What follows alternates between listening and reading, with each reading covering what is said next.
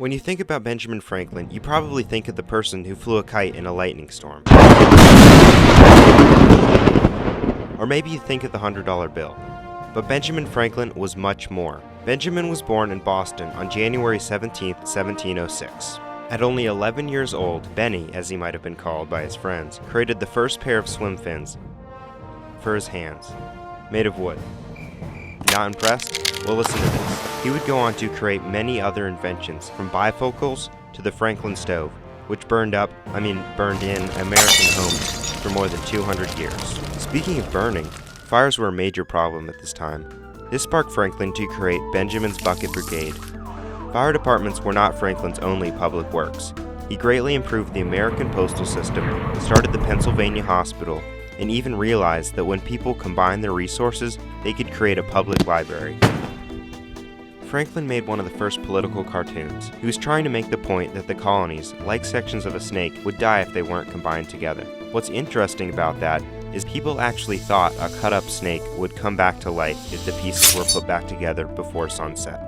I wonder how that worked out for the snake. Nevertheless, the colonies got the point and united together. Since we're talking about politics, we might as well look at Franklin in politics.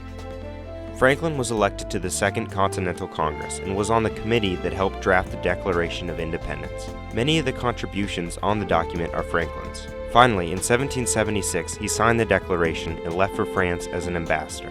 The French liked Franklin a lot. He helped win the government of France on America's side and led them to signing a treaty of alliance with the Americans. His actions in France lead him to be regarded as America's greatest diplomat. But going back to where we started the video, much of Franklin's fame came from his experiments with electricity. At this time, electricity was simply used as magic tricks, where people were zapped and their hair stood up. Ouch! Ouch! He proved that lightning and electricity were the same thing. Equally important, Franklin disproved the idea that the positive and negative charges in electricity were two separate opposing forces. Of all he'd done throughout his life, Franklin was most proud of one particular invention: the lightning rod.